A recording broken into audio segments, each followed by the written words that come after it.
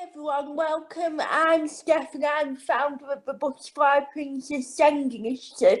Today, I've got a really special treat for you because today, thanks to the advances of modern technology, Zoom and stuff, so I'm bringing you a vlog from Australia at the other side of the world, so which I'm the UK. So I'd like to introduce you to Namira, who works for an organisation in the Australia called Disability Maternity Care. And I thought this would be a really good topic, really, because of what I cover around two subjects.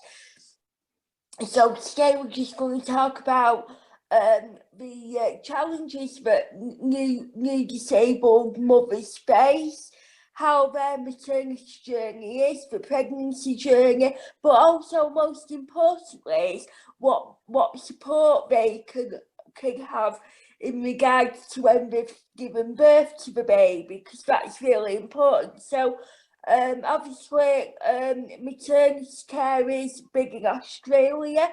You can they have training modules online. They also have social media platforms, Facebook, Facebook, Instagram, and other things. So I'll now pass you on to Namira, who will tell you a bit about disability maternity care in Australia. Thanks, Steph. Yeah, so Disability Maternity Care is the organisation that I founded. And the reason I founded that was because, firstly, I have a daughter who has an intellectual disability and she's also become a mum. And I found that there were very few resources available to meet her needs. And also because as a midwife, I've worked as a midwife for a long time, finding that when I've cared for women who have a disability, that there have been very few resources that have been available to help staff care for women. So I undertook a PhD in some research into the area, which I finished, and discovered lots of things and discovered how really health services discriminate against women who have a disability coming into the maternity system, that there's actually very few resources to meet their needs, but also that the models of care for those women and who they see in pregnancy can be not available either. So in Australia, I think our maternity care system is really quite similar to the UK system. We have midwives who work both in the community and in hospitals. And so women either see a midwife at the hospital and just have standard antenatal care, or they may be lucky enough to have a caseload midwife where they see an individual midwife for all of their pregnancy care. That midwife will be there to assist them during the baby's birth, and then the midwife will see them afterwards. We call that continuity of care here, or midwifery group practice. And I think in the UK you have a fairly similar type of care available for women as well. Unfortunately, for many women who have a disability, that type of care is not available to them. Often women with a disability, regardless of the type of disability they have, are often considered high risk, regardless of whether that's a medical risk or whether it's considered something else. But it's kind of like everybody who has a disability just gets grouped into that high risk category, and therefore they can't access that sort of continuity of care, which is such a shame, because particularly for women who have disability or a learning or intellectual disability, getting to know the person caring for you is so important. Developing that trusting relationship is really, really important. So what are the typical stigmas that surround, women with disability giving birth? Are they allowed to have the option of a natural birth, or are they just advised to have a C-section, or and can they have extra support from partners or whatever sort of stigmas that surround maternity and disability, really. Yeah, well, I guess depending on, I mean, some of the stigmas there are around the perception by the community as well as care providers like doctors and midwives who don't think that women who have a disability can care for children. So there's often that assumption that, you know, that they may, because they may have difficulty caring for their own physical needs, that they can't care for a child, whereas in fact that's a totally misconception. That's not right. And the thing I think, you know, care providers need to realise, and also the community, is that new parents, regardless of whether you have a disability or not, everybody needs support. Parenting is a really hard job and it's 24/7. It's not like, you know, you go home from work and you clock off. You know, you're there as a parent day in, day out. And so everybody needs support. So it's, what can I say? There's often that assumption that you either have to be able to do it full time, totally by yourself, or you can't do it at all. Whereas that's not true. So I think that's one of the biggest stigmas for women with a disability, or fathers with a disability too, having children, is that there's a perception that they're not able to do it. Whereas we know that with the right support and assistance, they can be fantastic parents, just like anybody else. Yeah. So I guess you were talking about birth experiences. Well, I guess that when we're thinking about birth experiences, there's a couple of different things. And one is that it's really important that women are given choices with a birth experience. Quite often a woman who has a disability will be not really given a choice. She'll be more sort of coerced perhaps into having a cesarean. And we know research has shown that women who have visual impairments and women with a learning or intellectual disability are much more likely to have a cesarean birth than other types of disability, or women who don't have a disability.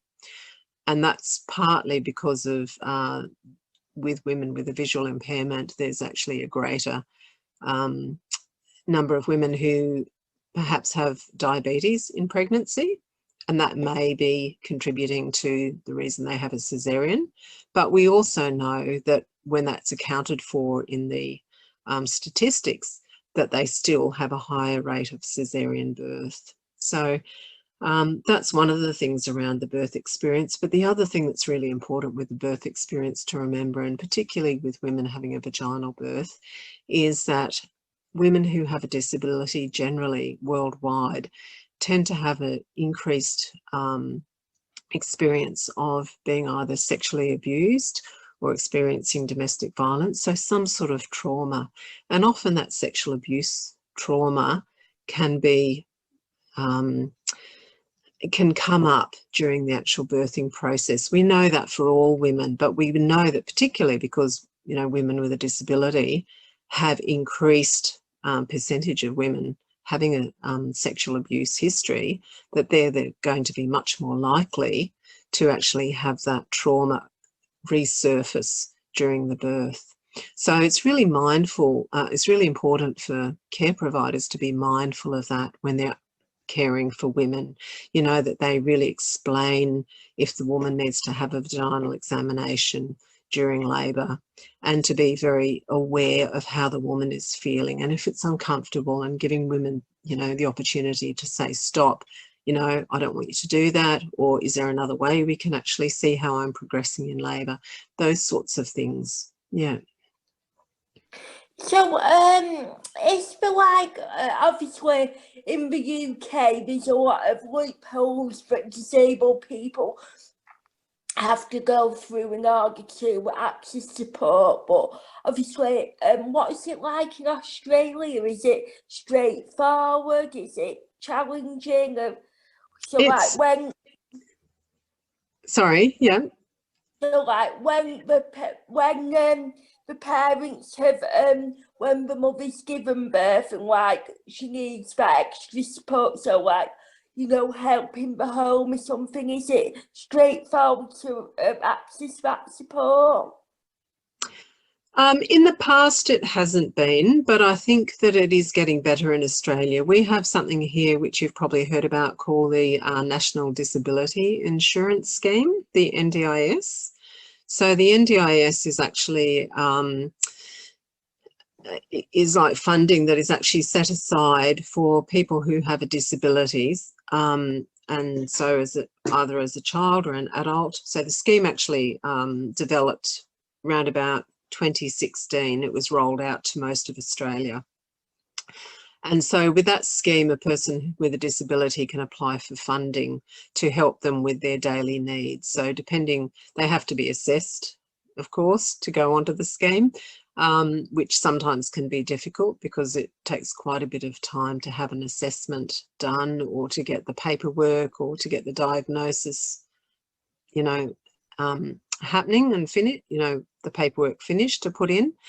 But it means that people with a disability can actually have at least some funding to meet their needs. However, there are changes here in Australia around that at the moment. So that's an area of contention. But one of the difficulties is that with that particular scheme, it's around what the person can do at the moment. And one of the things that I'm trying to work with parents to do is to actually ensure that they get reassessed during pregnancy in preparation for actually getting increased support when they go home. But one of the difficulties is that the NDIS often see the support that parents will need as something that the health service should provide. But the health service actually has some big gaps in it, and they actually don't provide particularly good services to parents with a disability. So that's one of the difficult areas which I'm trying to, make some changes here and kind of change that conversation. So like I noticed on your website you offer a lot of training services. So how can people access these services? Is it just open for people in Australia, or can people access it worldwide in the UK and other countries? Well, they certainly can. I mean, our training is probably geared more towards the Australian maternity system, but I don't, for countries like the UK and, possibly Canada, we have very similar kind of healthcare systems. So the training is the training's online, so it's available to anybody. Yeah. So it's around, we've just started doing some training, and I have done some face-to-face training with our local maternity units here, actually trying to help staff to understand what are the issues and how they can actually provide better care for parents with a disability who are coming into the maternity system. And so how do healthcare professionals see it, the helping a disabled mother giving birth? Do they find it quite rewarding, quite challenging? What are their perceptions of the whole maternity thing and with disabled parents? Because even in the UK as well, it's still, I presume it's the same in Australia and worldwide. There's this big taboo thing that because you're disabled, you can't have children out, but that isn't the case. So it'd be really interesting to know what people's perceptions are and stuff like that. I think it's slowly starting to change. I mean, in Australia, particularly for people with an intellectual disability, and I know that in the UK you often use the term learning disability and intellectual disability interchangeably. In Australia we use the term intellectual disability, and so up until sort of the mid-1980s, people with an intellectual disability, quite a number of them were actually institutionalized. And so that, we still have staff who did their midwifery or their nursing training at that time. So they haven't, their sort of early training experiences around people with disabilities not being part of the community. And I think that is quite difficult for them because things have changed. And I mean, we very much have, or in Australia, we certainly try and have inclusive life for everybody who has a disability. But obviously there are some huge gaps there, and it's not as inclusive as we'd like it to be here. But I think, younger people coming through, I think they're certainly a lot more open. And that's one of the things I've noticed in talking to staff is that, younger midwives are certainly a lot more open to mums with a disability becoming mums, which is great. And they're really interested and keen to learn how to help them. So, two more questions. So, I just thought you, obviously, at the beginning, you mentioned that your daughter has an intellectual disability and that she's become a mum. So, how's she coping and embracing being a mum with her disabilities? Well, it's been quite a journey for her and for us. And I guess that's one of the issues is that mothers with a learning disability are often viewed as not being able to take care of their baby. And sometimes that may be based on a reasonable assessment that they can't look after their baby full time, but they might be able to do that sort of part time. And in Australia, there has been, and I think it's kind of in other countries as well, that mums with learning disabilities are much more likely to have their babies removed from their care. And unfortunately, my daughter's baby was taken out of her care and placed into the care of my husband and myself to care for.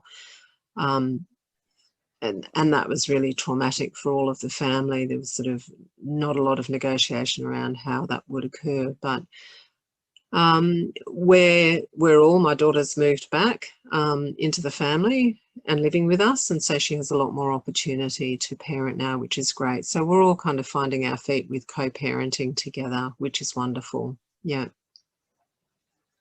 So, I've been looking at your socials and you obviously really support disability inclusion because I know that you shared some pictures of models with disabilities, and I've always, when I was younger, I wanted to be like a fashion model but because of like my disability, I didn't really know how society would view me, whether, because social media sort of, it has a cruel side. So how important is it that, not just in the modelling world, but in sighting as a whole, that we see more disabled people being more role models, and that perception of like, oh, disability is something you should be ashamed of, isn't there? Actually, it's something that should be seen more normal, as a sense of normality. Yeah, that's right. So, I mean, at Disability and Maternity Care, we really stress the importance of inclusiveness in all aspects of care. And I think it's really important for particularly young children now that, that they develop friendships with other children who have a disability, because that's the way that inclusion starts, is seeing somebody with a disability is not really different. I mean, they're different in a way that we're all different. Nobody's the same. Everybody's got different abilities, and we're all good at some things and we're not so good at other things, all of us, so I think it's really important that particularly children, because they're going to be the future of society, that we teach them about different abilities, and that they learn to understand that everybody has their own strengths and their areas that they can participate in, and whether that might be being a model, or whether it might be being fantastic at technology. I mean, we know now that often people with autism are fantastic working for tech companies, because they have really good skills at staying focused, that they really understand and look at IT problems from a different aspect. So I've probably gone a bit off track there. Sorry, Steph. So just one final question. So obviously we talked about, you know, your daughter being a parent, and it was very sad to hear that your daughter's baby was taken off her, but I'm really glad to hear now that you're in the same household, you can co-parent, so that's really a good example. But obviously when your daughter was younger, was there any ways in which you felt that she could have been seen as more able when she was younger to what she is now? By us or by other people? Are you asking, Steph? By the wider society. I think one of the difficulties sometimes is that when society stigmatizes people with a disability, that quite often that person can then sort of like stigmatize themselves too, and then not want to be necessarily seen as having a disability. And I know for my daughter and for some other friends of hers that because they don't visibly look like they have a disability, they may not want people to necessarily know that they have a disability and they have difficulty learning. So I've lost track a bit now, sorry. I think one of the things is that sometimes when she was growing up, I mean, that's quite some time ago now, she's going to be 30 this year. So things were different back then, and there was a lot more segregation of people with a disability. When she was in primary school, she was in mainstream school education, and we really tried to encourage friendships with other people in her class, and we'd often have them over to visit and play dates and all those sorts of things, but quite often they weren't reciprocated. So you can see that there's that, even though she didn't obviously look like she had a disability, that there was still that perception that she was different, and therefore there wasn't that inclusion back then, which I think is such a shame. But I think now that there's been a huge change. My grandson has autism, and he's doing incredibly well. He's nearly 8. And he is certainly, I can see that there's a lot more inclusion happening for him as a child now than there was when my daughter was young. So things are starting to change, which is great. Oh, thank you, Namira, for your time today, Namira, and thank you for sharing, your personal journeys with me, and thank you for taking the time, because I do appreciate that in Australia it's a 9-hour time difference.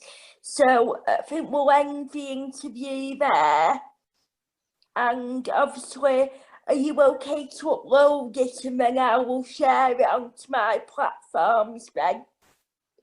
Yeah, no, that's fine, Steph. More than happy to. And if anybody wants to contact me, we've got a contact form on our website on disability maternity care, so they can contact us via that. Okay. Yeah, great. Well, thank you for your time again, and thank you to everyone who's joined me. I hope this episode has been truly enlightening. It has for me, and let's hope that there's more disabled mothers in the future, and there's more they have that more choice when accessing maternity care, and obviously the support after they've had the baby. It's been really interesting to talk to you today. Thank you, Steph. That's great. Thank you. Yeah. Thank you. Thank you. Bye-bye. Bye-bye.